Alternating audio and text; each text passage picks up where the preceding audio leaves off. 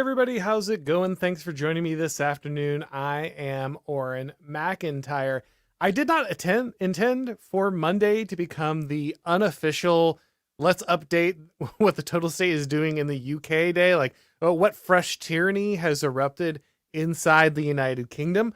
But sadly, that seems to be the case. And forgive me if you feel like I'm visiting this a lot for something that's foreign politics. I tend to focus on the United States as much as possible. Not that it doesn't matter what happens in the rest of the world, but I think it is important as somebody who views localism, nationalism as an important thing, something we should be focusing on, that we keep our eyes on the ball. Our own domestic issues are the ones that are most important. We might feel solidarity for someone somewhere. We might recognize that what's happening to them is wrong. But things are bad enough in the United States. Things are off the rails enough in the United States. And the vast majority of the time, I like to focus my attention here as much as possible. However, it is important to look at what is happening in other nations, especially when that is something that is very likely to happen in your nation. And if I'm honest, when I see what is happening in the UK, I see a lot of what is probably coming to the US. We have an election coming up. You can see the ways in which the regime wants to control flows of information. They want to provide censorship. They want to bring excuses to apply anarcho-tyranny to the populace on a regular basis. And right now, also very importantly, the UK is in many ways living out the scenario that I talked about in my book, The Total State. Obviously, that book is mostly written about the United States, but the important thing is that the managerial structure is something that can go global, as I talk about in the book. And the UK right now is really living that out. They are going through so many of the things that we have in the United States, but on a much more severe basis. We can talk about whether or not that has to do with the First Amendment, different traditions, the nature of the UK. These are all things that are important, and we'll get into them. But the simple fact is they are living through a lot of the things that I predicted in the book or that I explained in the book, and a much more severe version of that. And like I said, I think a lot of that is probably coming to the United States. So I want to get into a couple different things that have developments in the UK that have occurred in the last week or so, including the fact that they are clearing the prisons in the UK to make sure that they have more room to gulag their own citizens. They, dangerous criminals, we would get those out of there. We've got thought criminals. We need to make sure that we can house those. So that's very important. It seems like they're also going to be expanding their definition of what these kind of hate crimes are, these thought crimes are. And I also want to get into one thing that's not like the other. The DNC is apparently having a festival of sterilization at their convention in Chicago. So I want to talk about that as well, because there's nothing more absurd and appropriate, I suppose, than leftists sacrificing their future of their progeny on the altar of leftism. Before we get to all of that, guys, let me tell you a little bit about today's sponsor. Hey guys, let me tell you about today's sponsor, Job Stacking. More paychecks, less hustle, working from home. That's what job stacking is all about. If you're a remote or hybrid worker looking to maximize your earning potential, then consider joining the Job Stacking Mentorship Program. The program is designed by Ralph Haltza, the creator of Job Stacking, to help you successfully implement a strategy that will allow you to collect multiple paychecks from different jobs without burning out or getting caught by employers.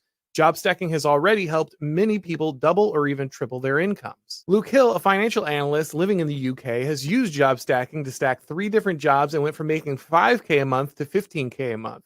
But job stacking isn't just about increasing incomes. It's also about helping our guys gain more independence by no longer being a slave to debt or a single employer who hates their values.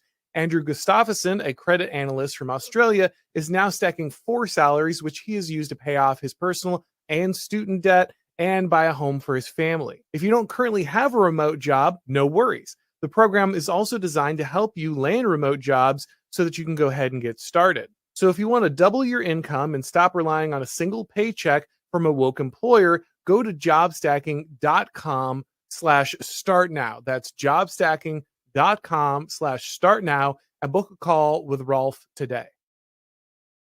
All right, so let's begin with our dispatches from Bongland here and see how what fresh tyranny is being visited upon our Anglo brethren. So when you look over here at the BBC, we get the move to ease prison overcrowding as more rioters are jailed. So they're jailing too many rioters and protesters. Remember, it's not just rioters. It's not just violent people who have gone beyond protesting and moved to violence. It's not just those people going to jail. We know that people are being charged for retweeting things that the government doesn't like, for posting things that the government deems to be misinformation. So whenever they frame things as, oh, it's just the rioters, remember that's not the case. The thing that we're gonna, and this is gonna be a through line, as we go between the United States and the UK. January 6th has become a paradigm for these governments. They look at what the US did with January 6th. They accelerate it even further. And that the authorities in the US are then going to look at what they're doing and want to do the same thing. So it's not just if you were involved, right? In the United States, it's not whether or not you actually entered into the Capitol, which you may have still done lawfully. As far as we can tell, it looks like guards were allowing you in, but whatever. You didn't even have to cross the threshold. If you were standing around the Capitol, if you were in contact with people who were moving into the Capitol, if you were in like 1,000 miles of Washington, D.C., and they don't like the cut of your jib, the United States government is basically turning you into a political prisoner. That's happening in the United States right now. None of the Bill of Rights is stopping any of this. Most of the Republican politicians, both at the national and state level, can't be bothered to take any action on this. Most conservative commentators tend to not even mention anything about it because they themselves kind of agree with the government. They want to make sure that the chuds are punished. They hate the Trump supporters. They hate the kind of people who would actually stand up against the government if they thought there was wrongdoing. They want to be seen as respectable. They want to get the accolades. They want the New York Times to like them. And so they won't bring it up either. And so a lot of these people were languishing for many months in the United States without trial, without proper counsel, without many of the things that we would expect. And this is democracy. This is freedom. Congratulations. We have to have democracy to save us from the tyranny that's definitely not going on inside the United States right now. But the UK government studied this. And so when it became their turn to have to deal with popular backlash to what they are doing, they are taking a very similar playbook and they are just magnifying it.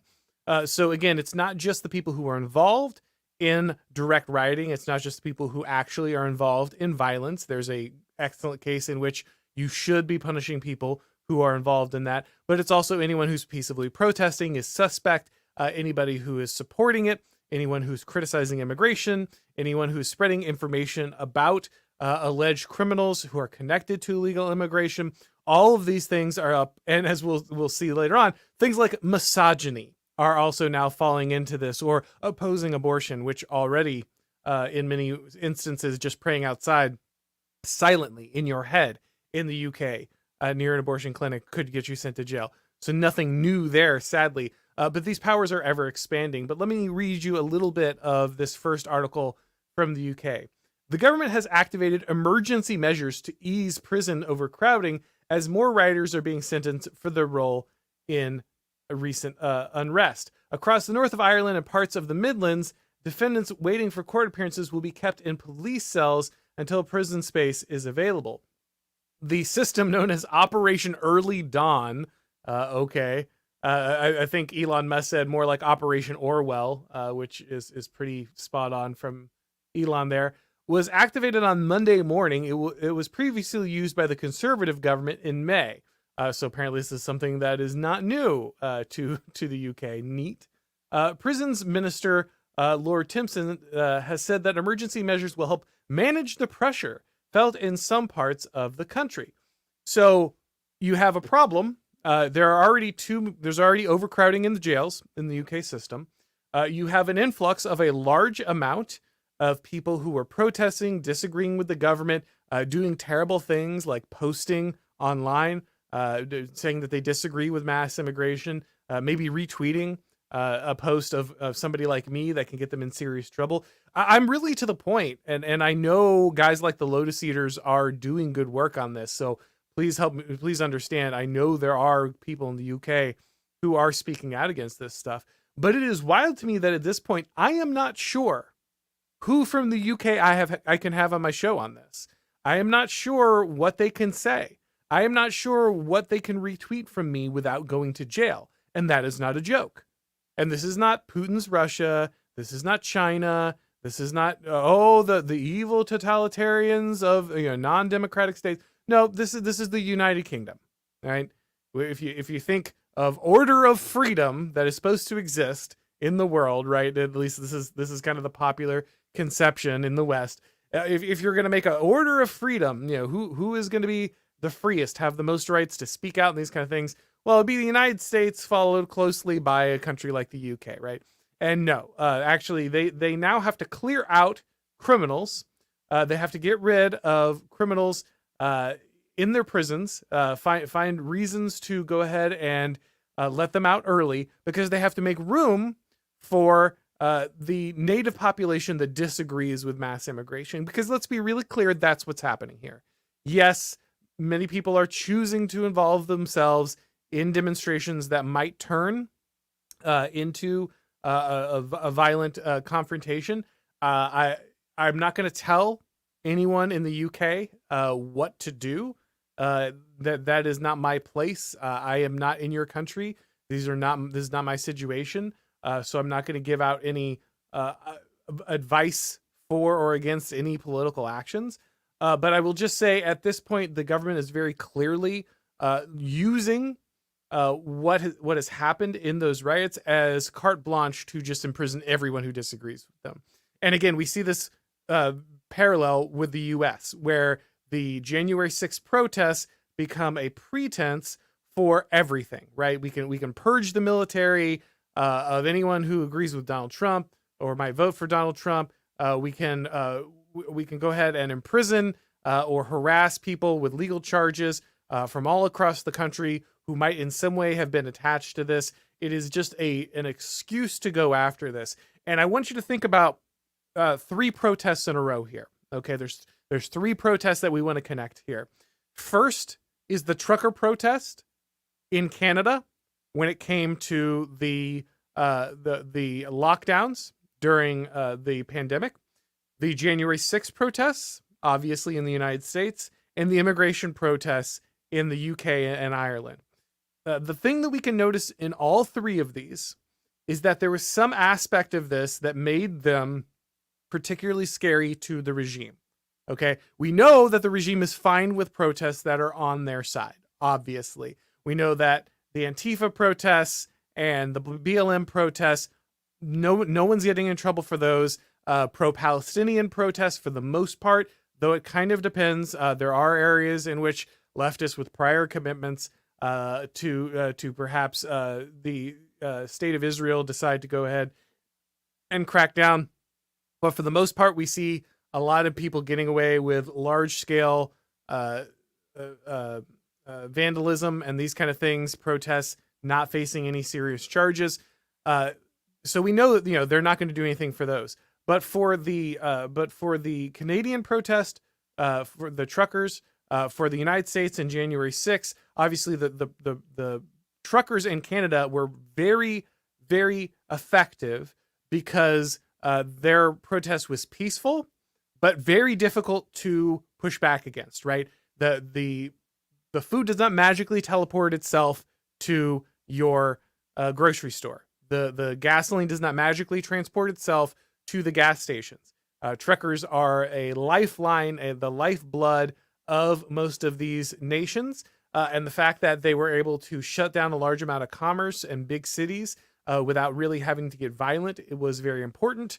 So that was very effective. The UK government decided to go after them with technology, right? We'll see this common across all of these protests, that technology has played a big role in trying to shut down these protests. They go after the finances, they go after the families, and they go after they use the cell phones and social media as triangulation systems, right?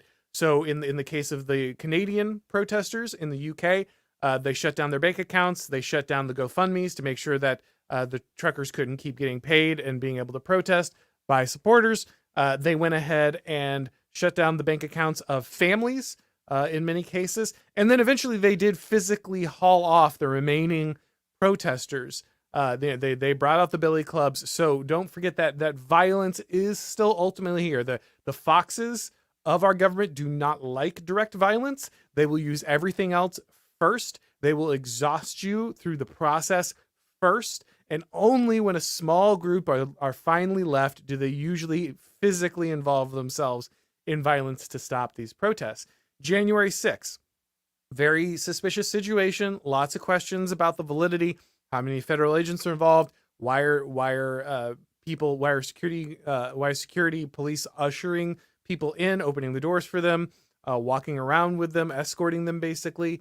Why were certain people who were actively calling for illegal actions faced 0 jail time, while innocent people who have sat outside the protest and took no action, encouraged no violence, in no way got involved, are doing jail time? What's up with that? Several people come to mind that somehow avoided government action, even though they explicitly called for illegal maneuvers outside of the Capitol on January 6th. Lots of sketchiness around this, having people ask questions about what the level of involvement that the government may indeed be involved, or the level of involvement the government may have in any given action. But either way, the fact that this went well beyond the people who walked in is not a mistake. The people in the Capitol, for a moment, were really scared. Now, nobody in the January 6th protests was planning to take over the government. None of these people had weapons. The only person who was killed was a protester. She was murdered. She was unarmed and murdered, and the person who did it got an award for murdering her. And so Ashley Babbitt and others were injured or killed, but nobody on the other side was directly killed by any action that day. And yet still, they were very terrified. And this willingness to have any kind of physical presence scared the government by average people, right? Not a bunch of guys in masks running around with super fashy costumes, but average people, like just the MAGA guys, walking in terrified these people so much that they're basically going after every one of them. And then, of course, finally, what's happening in the UK now? The UK is looking very much. Don't fool yourselves. The managerial elites are networked. They are paying attention. They all operate on the same system. And that's why no one in the West had any words for Trudeau. That's why nobody in the West had any words for Biden. And that's why nobody in the West has any words for Keir Starmer now, because they are all in it together. They all are looking at the situation the same way. They operate with the same type of power. They operate in the same modes and methods. And so they are not looking at their fellow Western ruling elites and saying, oh, how could you violate our rights? We have human rights. We got human rights. You can't do that. I see human rights. They're in my constitution right now. None of them are saying that. None of them care. Yeah, they'll cry about Putin or whatever. Oh, he's violating our democracy, whatever. But the minute that someone who's in the West is directly jailing their political opponents, jailing anyone who protests, clearing out their jails of dangerous criminals so that they can go ahead and put more of their own citizens into prison. All of this, they are all paying attention to each other. They're all working off each other's notes. So that's why I think it's so important to look at how this is being applied in each one of these nations. That's why I'm going back to the UK on a regular basis to check in to see what they're doing here, because I am 100% sure that in a few months, when the United States has its election and the Democrats definitely do everything they did last time and more, when they do that, they will be looking at the types of techniques that were used in the UK when it comes to censorship, when it comes to arrests, when it comes to surveillance, when it comes to tracking, legal excuses. Remember, they have to cover that we're not quite in the realm of pure power yet. They're not just saying, oh, we'll do whatever we want whenever we want. They want some kind of excuse, pretense. Usually you do. Even the most tyrannical governments come up with some kind of pretense. But they still are trying to make sure that they have some kind of legal fiction to back a lot of this up. So they are looking at each other's governments and trying to figure out kind of how to do this. So obviously England, you can see here, they've already arrested more than 1,000 people connected with the protests in the UK so far. They are looking to create the prison space, and they need the prison space because they are expanding what counts as extremism in the UK. So they are preparing more jail cells because they're going to need them, and they know they're going to need them. Because, of course, the logic of this was never just going to stop at the protests themselves. The protests become a casus belli to just go to war with your population. That's exactly what happens. The ruling elite is looking for reasons they can jail the half of their native population that disagrees with them. They're not making arguments anymore. They're terrorizing. This is so. There's a reason that I wrote this book, and there's a reason I gave it the title that it did. The total state is about how liberal democracies become tyrannies, and we needed this, I think, because when people think about tyranny, they think about Hitler, they think about Stalin, they think about autocracies, right? It's a rule of one. And the only way that you can have a tyranny is if one man is in charge. That's what we've been taught. That's been the whole theme of the post-war consensus across the West. The danger of mid-century Germans and their Austrian painters, the danger there is not that they had a bad ideology. It's not that they were treated poorly. It's not that they hated certain people. It's not that they were, they're none of this. Economics, social issues, other historical problems. None of this is the issue. The issue is if anywhere somebody has power, if a single person has power and they're talking about what it means to be a nation, to protect your borders, to protect the people who live here, that's the real danger. And so that what they learned was not that like Nazism's bad or maybe fascism isn't a great system of government. What they learned was autocracy is the most dangerous thing in the world, and any form of government where every decision isn't filtered through managerial bureaucracies is de facto a dictatorship, right? That's what they're saying. So a classic American presidency for them would have looked like a dictatorship, basically. And so there's been this need to spread all of the accountability through the oligarchy, right? That has really been the key, is to distribute the power, distribute the responsibility, make sure nobody can see what's actually happening, and make sure, most importantly, that we never talk about what a nation is and why it should be protected and why it matters and why the people of the country matter. Can't talk about any of that, right? And so the UK government is looking to expand its power under the auspices of this this protest, right? Because they want to scare people when they say, oh well, this is the return of far right, whatever, blah blah blah. Even though the UK is obviously like famous for fighting against that, it doesn't matter. Secretly, every white guy who landed on the beaches of Normandy or was involved in any fight against the Nazis, they were all actually secret Nazis, and they really do believe this. Like a large amount of the left really truly believes this. They like to, I'm Antifa, except, the guys who actually fought fascism, well, they were all actually Nazis too, because I define, Nazi as anything to the right of Chairman Mao, right? That's how they understand it. So they want to expand their power. The total state wants to expand its power, and it's looking for excuses. January 6th allowed this in the United States. Trucker protests allow this in Canada. And now we see that the UK government is using these protests as a pretense to do this as well. Let's read a little bit here. Extreme misogyny will be treated as a form of extremism under new government plans, the Home Office has said. Yvette Cooper, the Home Secretary, has ordered a review of the UK's counter-extremism strategy to determine how to best tackle threats posed by harmful ideologies. So you see, it's not just that this was an isolated incident of violence and we needed to stop it. That would be an argument. Now you might want to get to why there was an incident of violence, why the people of your community, your country, why the native population there was pushing back. But of course, they don't want to get to any of that. They don't want to deal with any of that. The problem is you. You're the problem. You're the problem. The government is the actual country. and you're just a resident who happens to be running through. That's the funny thing about all Western countries now. They're all economic zones. They're all just propositional nations. There's ideas that we like and ideas that we don't like. And if you're part of the ideas that we like, then we'll keep you in. And if your ideas we don't like, well, we'll put you in jail. Oh, unless of course, you happen to be, say, an immigrant who has those ideas, then you're fine. We just need tolerance, right? And so there's a reason that anarcho-tyranny has a name in the UK now. It's called two-tier justice, right? It's the same concept. They're doing the same thing, where minor crimes or just non-crimes, like political crimes, thought crimes, by the native population are treated extremely harshly, and like rapists and murderers who happen to be immigrants, they just get nothing. They barely have a justice system at all. And this is a pretty regular thing now with the UK.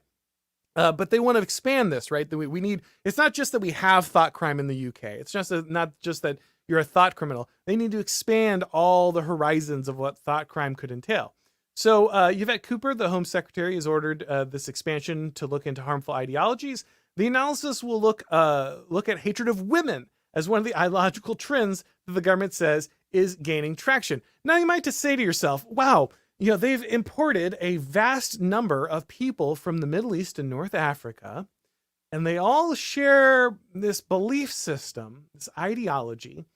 And I wonder if there's any connection between that and the rise in what they think of as misogyny. Now, interestingly enough, the answer is, of course, not to stop importing people with this belief system, but it's to simply criminalize the belief.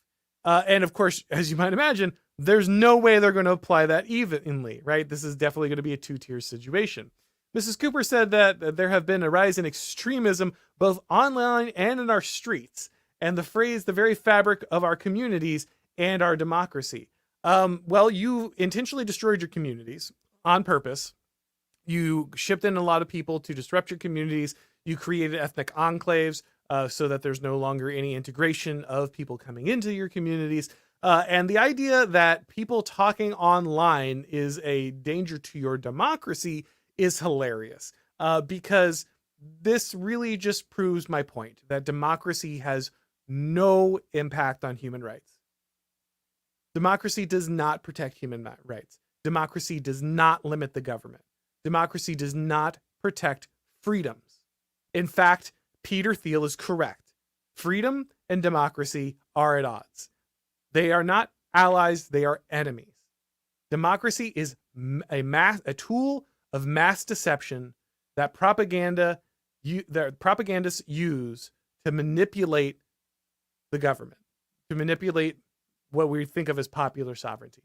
Democracy is not your friend. Democracy is not going to hold back the government. In fact, the government has expanded vastly in size under democracy. The most tyrannical kings in the world throughout history could not have imagined having the level of power that your democratically elected governments have. And the people of the UK know this because they've tried to vote to get rid of this mass immigration multiple times.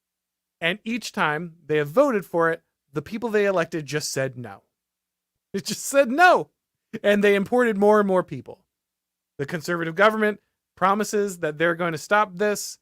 Instead, they double down and import vast numbers of people, even more than had existed previously, and nothing happens. So the people stop voting for them. But the only other option really is the Labour government, and the Labour government also, not only do they continue to allow this wide open border, this constant importation of immigrants, but they actually just jail you for disagreeing with it. Back to the article here. The review will look at the rise of Islamists and far-right extremism in the UK. No, it won't. No, it will not.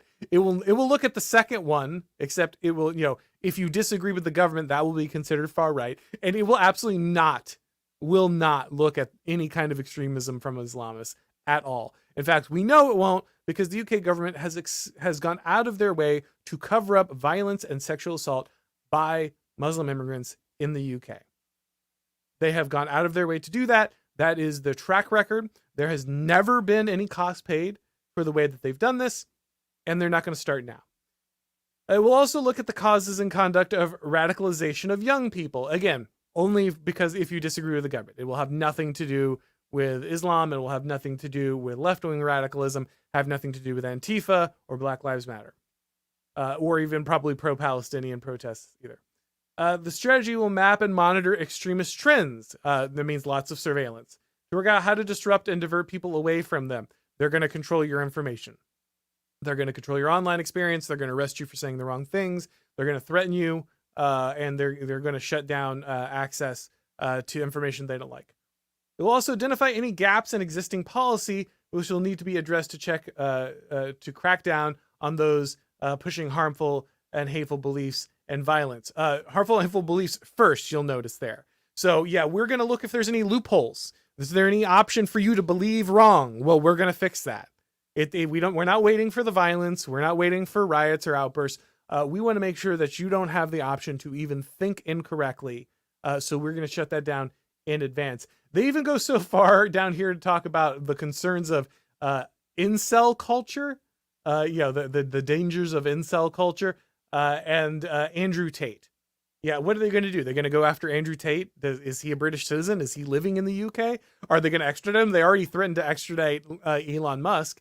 Is the UK government just going to go around trying to extradite everybody who makes a dumb joke about women? Is that the plan? Is that, like your uncle at Thanksgiving, like the UK, like just UK special forces is going to break through the window in somewhere in Mississippi and grab your uncle because he made a joke about women washing dishes or something? Is that the plan moving forward? But yeah, as insane as this is, this is where the UK is going, and there doesn't seem to be any interest in stopping this. Right? There's no sanctions coming from other democracies. There's no world leaders speaking out against the treatment of political prisoners in the UK. There's no protests about the rights of the native Englishmen as they are stripped of their land by a government that seeks to import new and different voters while jailing anyone who disagrees. None of that is happening. You're not going to see any kind of world organizations. The NATO's not going to talk to anybody. There's not going to be any kind of non-government organization coming in and Amnesty International talking about the imprisoning of different members of the UK citizenry for their political beliefs. None of that is going to happen because all of these organizations are attached to the managerial network. Whatever their organization pretends to stand for, we protect democracy, we protect rule of law, we protect freedom of religion, we protect none of it. They don't believe in any of it. They all believe in propping up the existing post-war order. That's all they believe in. That's all they care about. And so they are willing to come up with any excuse, come up with any reason. And again, the American government is 100% watching this. The Democrats, those in power right now in the US government, the establishment, they are 100% watching this right now. Trust me, they are taking notes. They are trying to figure out how they can apply this to the United States, because we are in a situation where the fake veneer of Kamala Harris and the ridiculous attempt to make her seem charismatic and reasonable, as if she has some kind of serious thought process when it comes to policy, all that stuff is falling apart.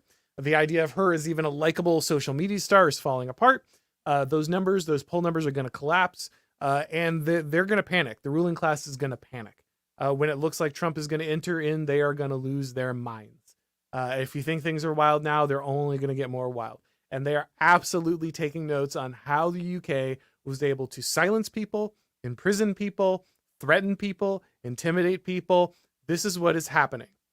The UK government is a tyranny. They rule through terror. Tyranny is not rule by one person. Dictators, kings, autocrats, they can be tyrannical, but they can also be benevolent. You at least have like some chance of them being good at their job and caring about their people. But tyrannical governments always rule the same way, through fear, through terror. And you don't need one dictator. You can have a distributed, democratically elected network of people who rule through terror. And that is absolutely what is happening in the UK right now. We are not quite there yet in the United States. We've seen, obviously, we have January 6th. We have guys like Douglas Mackey facing prison time for having memes. We have people I know looking at the January 6th investigations. There are real breaches in rule of law in the United States. We are in a very bad position. I'm not pretending that we are immune. That's why I'm looking to the UK. We are on a time lapse from these people right now. Okay, we have a few things. We have the Second Amendment. We have some. We have, I think, a stronger residual respect through the First Amendment for freedom of speech. But these are just ultimately words on paper if we do not believe in them as a people, and if we are not willing to enforce them. If you are not willing to enforce those norms, the government will take them from you. The rights that we have in the United States are only extensions of the rights of an Englishman. That's where they came from. These are all in bills of rights that existed in the UK prior to the founding of the United States. And so that the written form of them did not protect the UK, and they will not necessarily protect the United States at the end of the day. So we need to pay attention to what's happening here.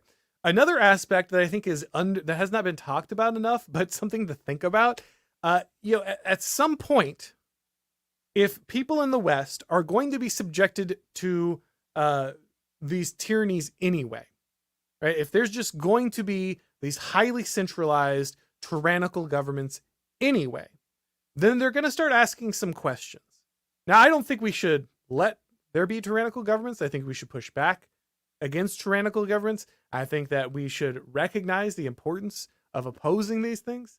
However, just going on the, just from a position of pure, political reality, if these things are to exist, right? If the future of governance in the post-liberal, still democratic West, if that is going to be this centralized tyrannical governments, then we could at least get competent tyrannies. Okay, there are more authoritarian governments that kind of work, right? Like Singapore.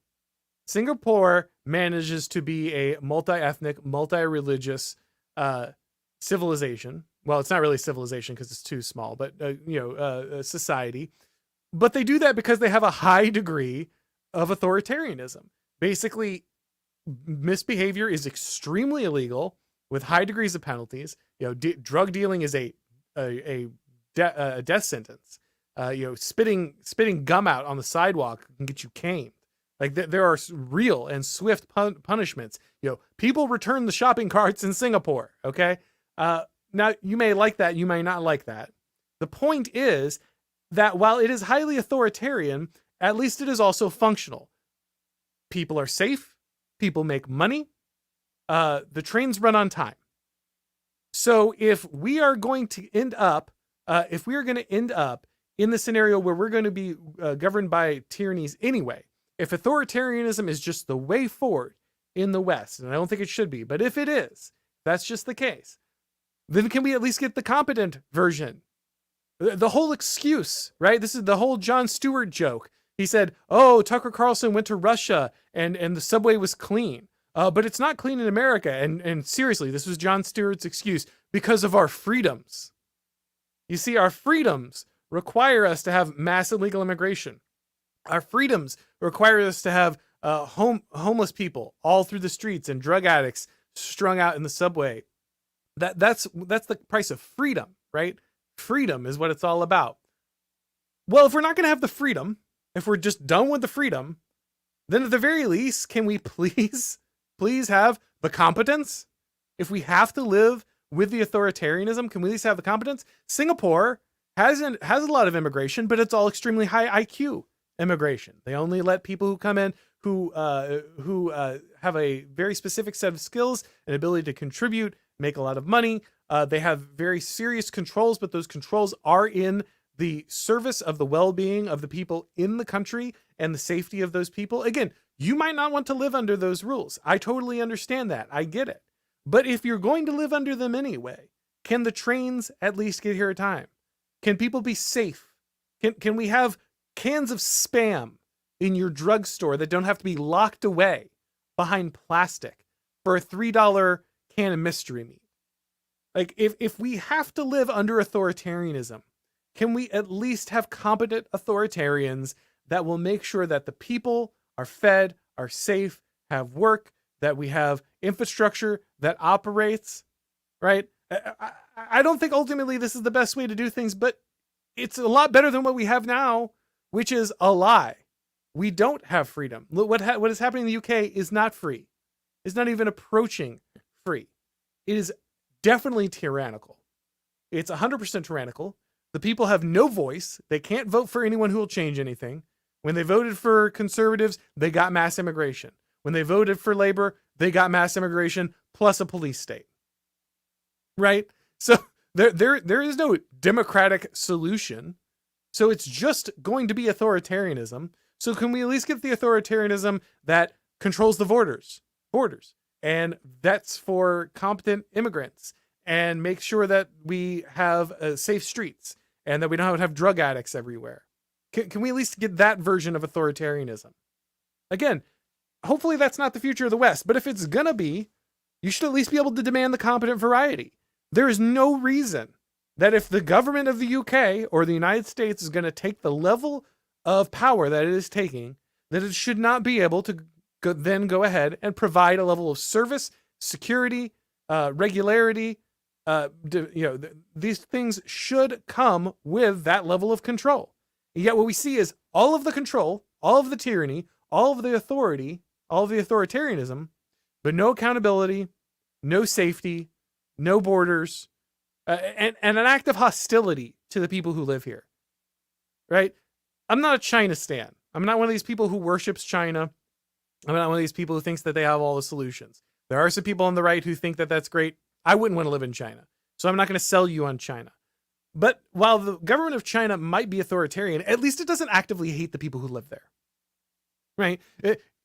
Even if it's not a benevolent authority, at least the majority of the people there know that the government is not actively looking to replace them, actively looking to kill them with fentanyl, actively looking to jail them because they don't want to see a large amount of foreign people pouring in over their borders. So again, this is not a defense of these governments. This is not me cheerleading for these governments. But if we are going to live like this, if we are going to be stuck in this situation, can we at least demand the level of authoritarianism we deserve? The competent version, right? Let's formalize this. Curtis Yarvin had the great idea of formalization, right? Formalism is all about just saying what is real. Remove the political fictions, okay? Democracy has no effect on the policies of the UK government, right? It doesn't. Democracy has no effect. Voting does not impact the actions of the government of the UK.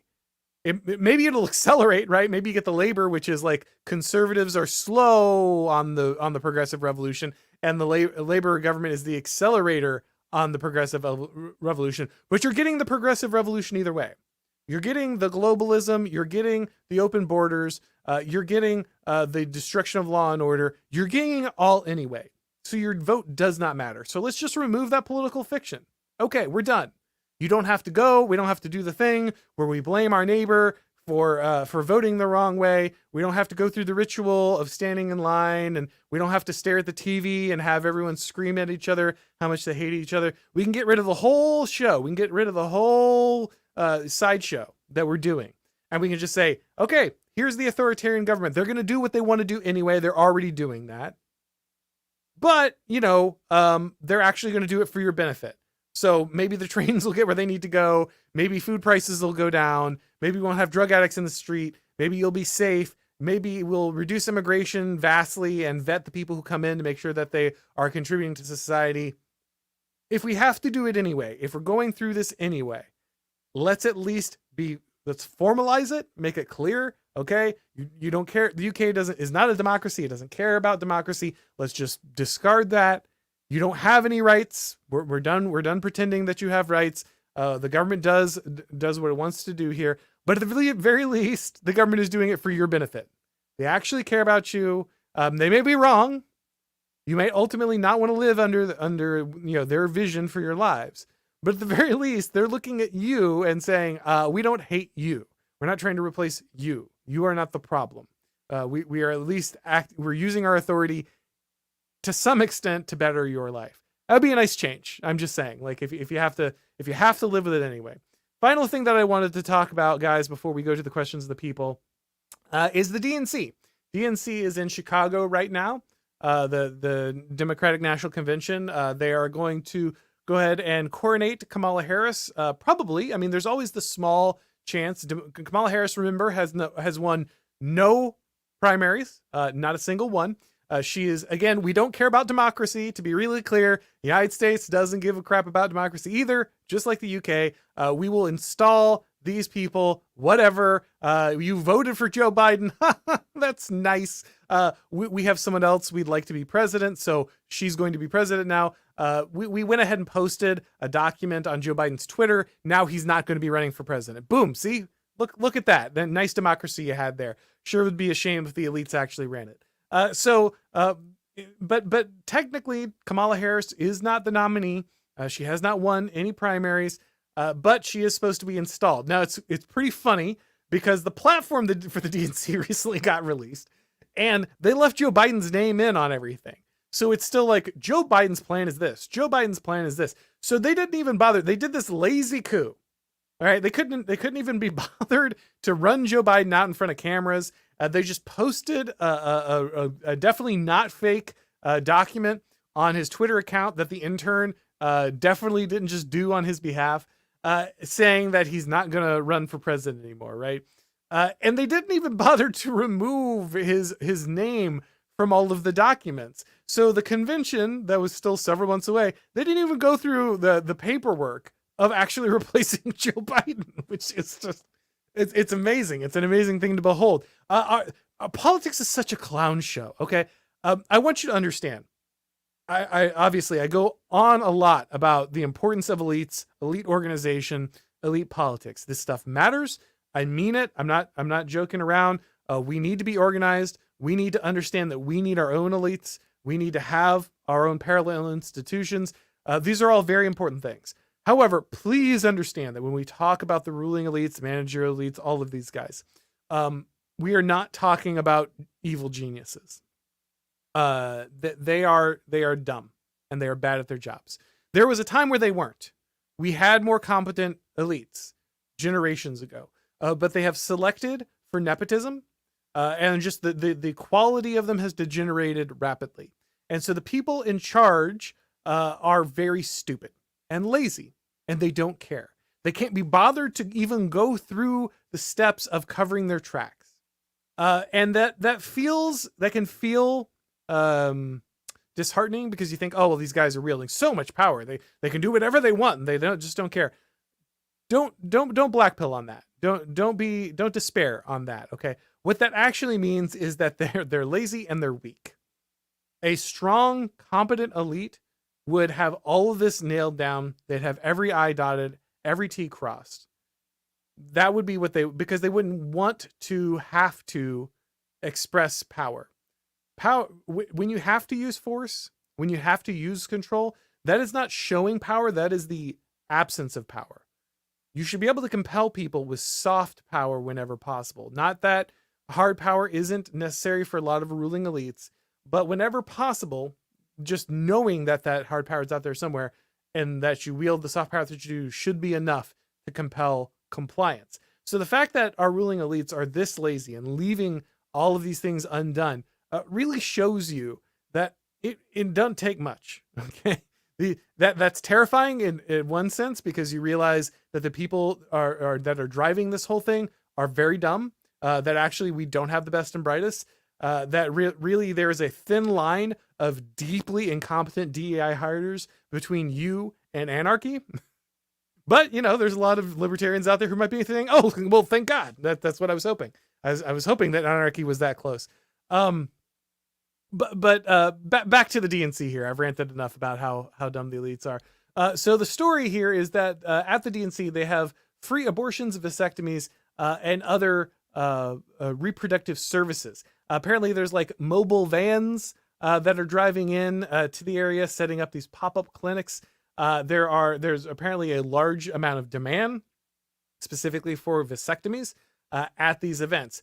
Now, at one level, this is funny, right? At one level, this is hilarious, because yeah, of course, these people are sterilizing themselves, like that your enemies are sterilizing themselves, and you're what are you going to be blackpilled about it, right? Like that. So that's for a lot of people, that's kind of the approach, and I get that it is absurd. But it also points out some things about the left, right? It reveals some deep truths. One, this is truly a death cult. This is liberalism is the ideology of Western suicide. James Burnham said that, and that is a deep truth. It is the belief of the last man. Like literally, I will be the last man. I will be the last of my family's lineage. I will be the end of my civilization. This will be the very end of everything that the many generations of the past built up. I will be the one that destroys this, right? That is really a core death drive inside the left, and I fear in some ways inside the West. This is really ultimately a sacrament that these people are playing out, right? You need to have basically these mobile temples to Moloch rolling up to the DNC, because ultimately that's what this party is about. That's what the left is about. That's what progressivism is all about. It's the destruction of all of these things that we hold dear in the hopes of launching some kind of perfected humanity that isn't even a part of your tradition, because that needs to be destroyed. The tradition itself needs to be destroyed. Your heritage needs to be destroyed. Everything about it needs to be destroyed. And so, yeah, why not sterilize yourself? Why not, get rid of your kid? Why not make sure that you can't have children going forward? We need to create this endless line of unburdened consumers who can work 12 hours a day, buy every product that we pump through our advertising to them, and only really care about going home and watching Netflix next to their cat, right? Like this is ultimately who the Democratic Party is for. I mean, JD Vance was not lying.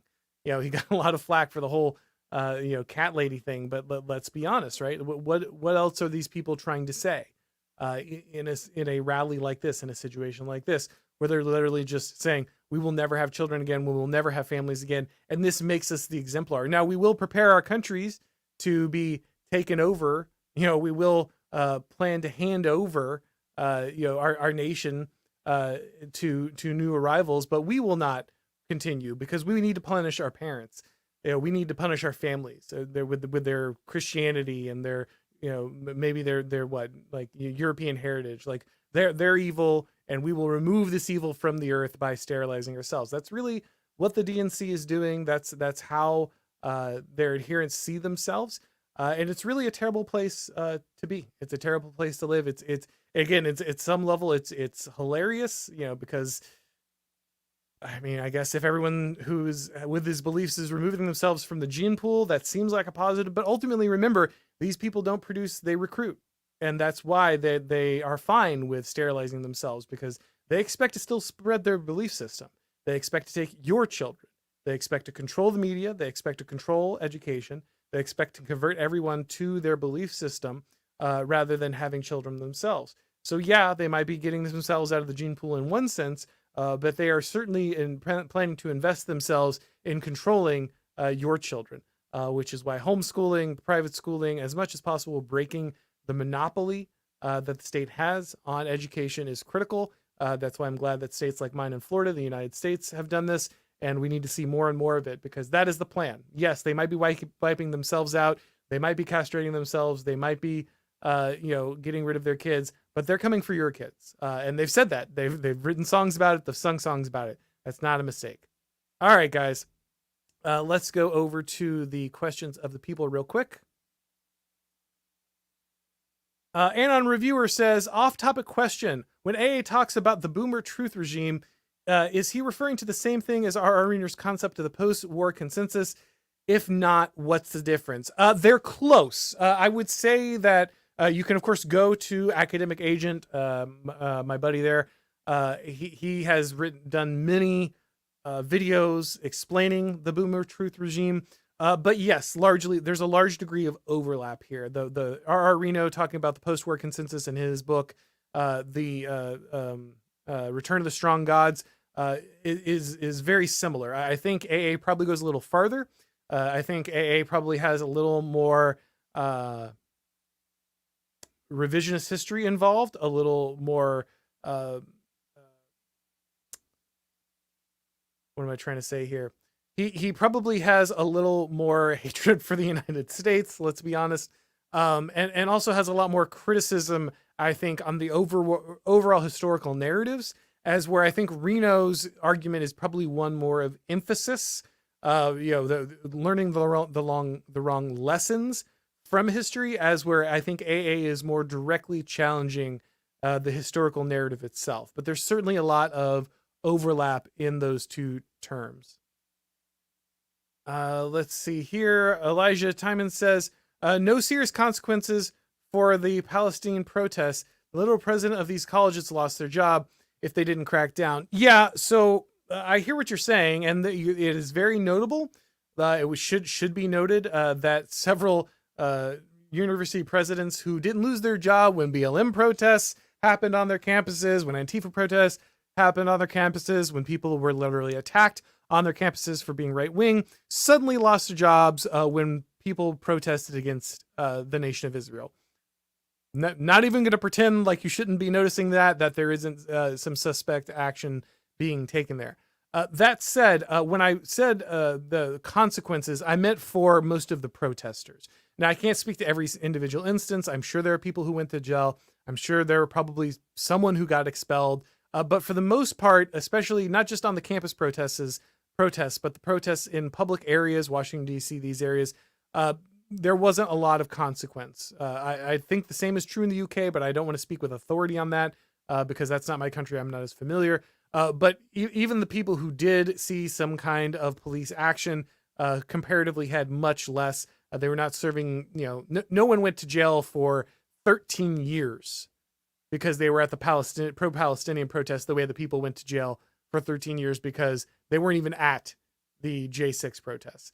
So that's what I was talking about. You are right that there were people that were cracked down on. That's worth taking very serious note about. But I just think that there is a definitive difference in the way that law and order has been applied to people acting in this. Yes, a few people lost their jobs. Those jobs and the way they lost those jobs matter. I'm not saying they don't, but the actual application of the law there is very different. Let's see here. Joshua Beebe says, people keep talking about the COVID tyranny as a wake-up call, but the 2020 election cycle is what opened my eyes, and no one talks about that anymore. Well, sure. I think for me, that kind of all rolled together. My first red pill was really in 2016 with Trump and immigration. I was very confused once I started looking into the popularity or lack of popularity for mass immigration, both left and right, for most of American history. I was confused why the media was lying so much. And that was really what sent me down the rabbit hole the first time. But when we got to the 2020 election, when we got to the pandemic lockdowns, when we got to the riots, all of these things stacked on top of each other just went ahead and obliterated everything I knew about limited government, democracy, these kind of things. And so I agree with you that people are not talking enough about that. But for me, those are kind of I kind of roll those all together. I address all three of those in my book, The Total State. So I think that they're all critical. And the fact that they were stacked on top of each other so closely probably was a big part of how people woke up. Florida Henry says, are we trapped in a corporate socialist dystopia? A revolution would lead to supply chain breakdowns, which would lead to mass starvation. Yeah, so this is a real problem, and I'm not pretending it isn't. One of the huge issues we have is really what I understand. It's really tempting to use corporate, communist, socialist, fascist. I understand it is very tempting to use those terms, and it's not like I never use those terms. But I think it's important to recognize, but what you're really looking at is managerialism. And that's why managerialism unifies some of these governments that don't even share the same ideologies or political priorities sometimes. It seems like they shouldn't, but they still do, because of this managerial social structure. And you're right that at the moment, our entire society is based on these mass managerial structures. It's not just our governments. It's not just our police. It's not just our education. It's not just our media.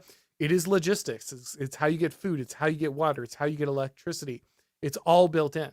And so if the managerial revolution is undone, then that means that some of these other bureaucratic structures that provide currently many material needs could possibly be undone.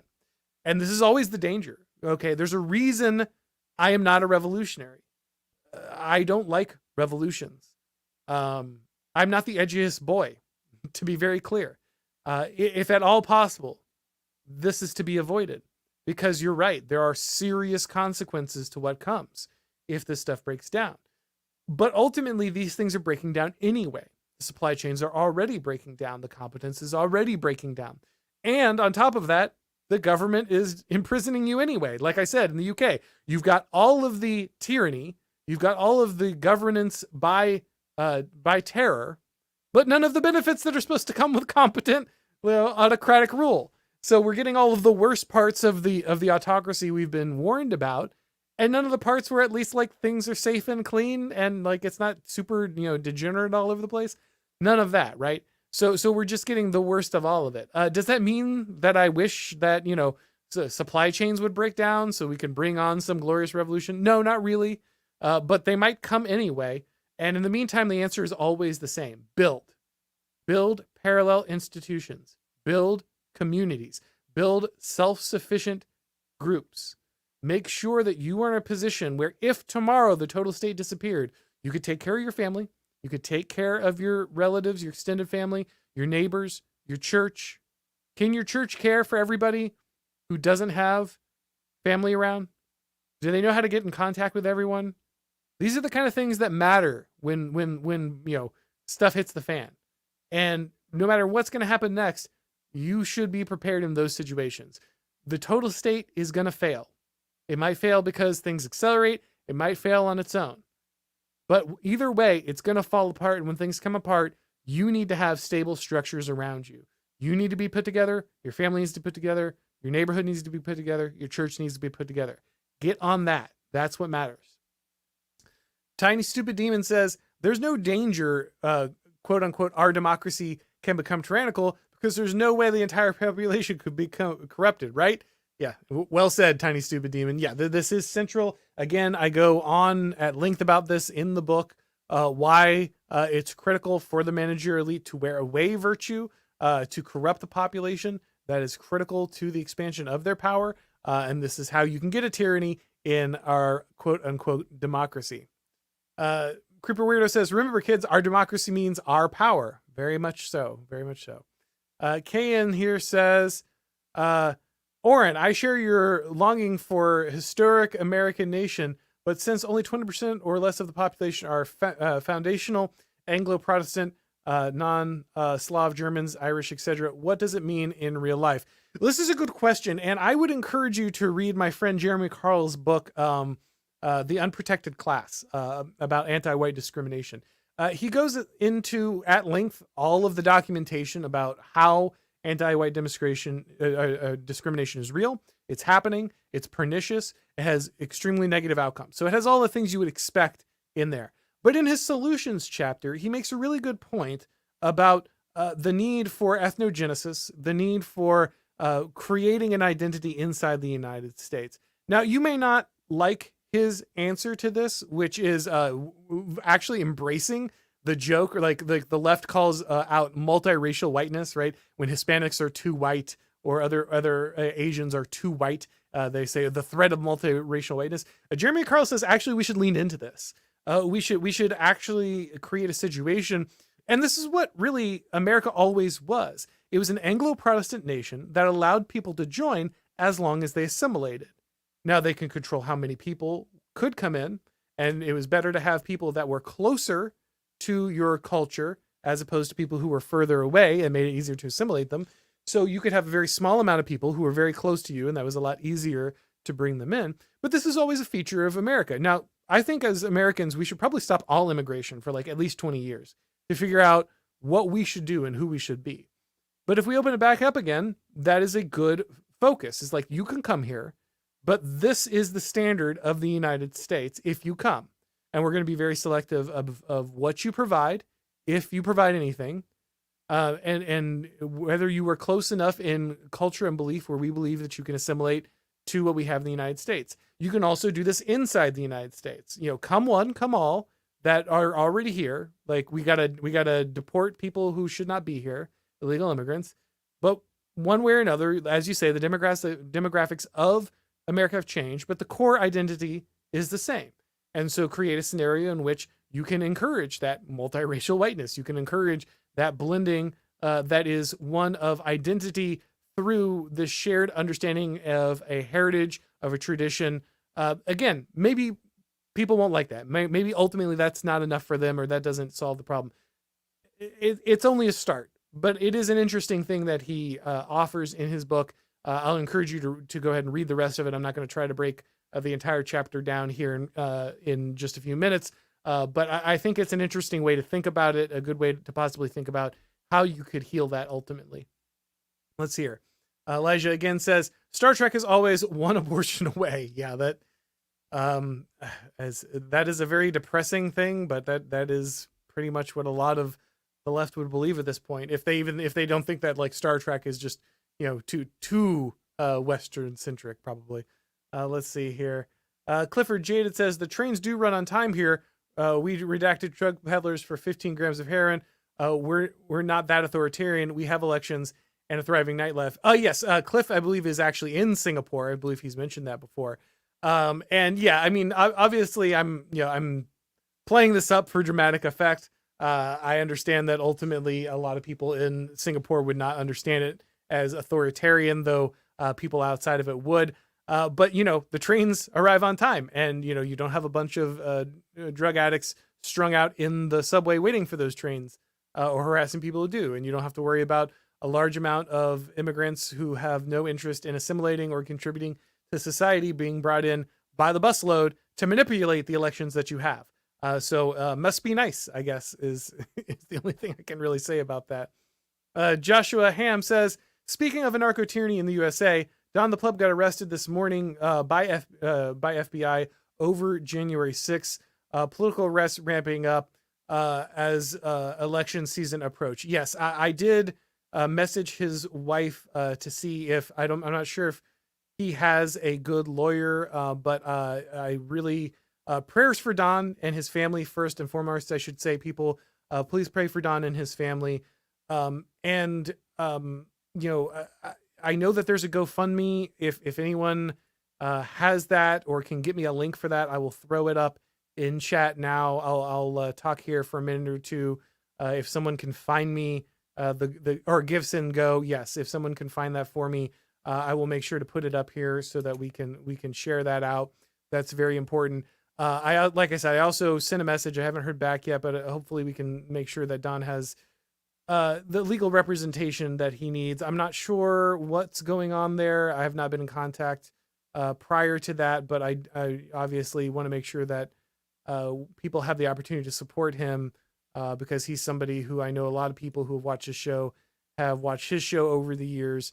As far as I understand, he was not in the J6. He was not in the vicinity of well, I guess he was outside, maybe. I don't know. I shouldn't speak out of turn because I don't know all the details. So I'll just say, from what I understand, he did not go in the building, but has been caught up in this scenario. So again, if anyone can just find me the link to that, possibly I will throw it up for everyone. But while I wait for that, guys, I just want to say thank you, everybody, for coming by today, watching the show. If it's your first time on the channel, please make sure that you go ahead and subscribe to the channel. Make sure that you click the notifications and the bell so that you can watch these streams when they go live.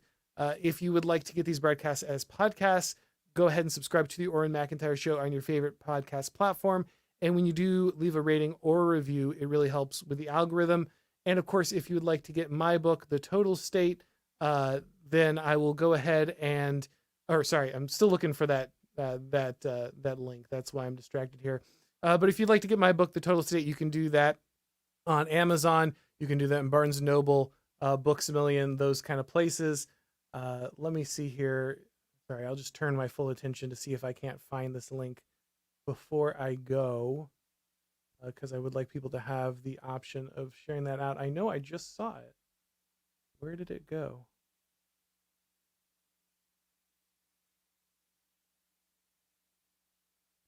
This or the link. Somebody would have it. Oh, here we go. All right. So again, I don't know everything here. Please forgive me for not having all of the information, but this is at least what got posted on Don's Twitter. So I'm going to put this in here for people who want to be able to uh, do that. All right. So we've got that there. It is shared out. If you'd like to donate to Don and his legal defense, you can go there. But like I said, please make sure that you also go ahead and pray for Don and his family. I know that's an incredibly difficult time.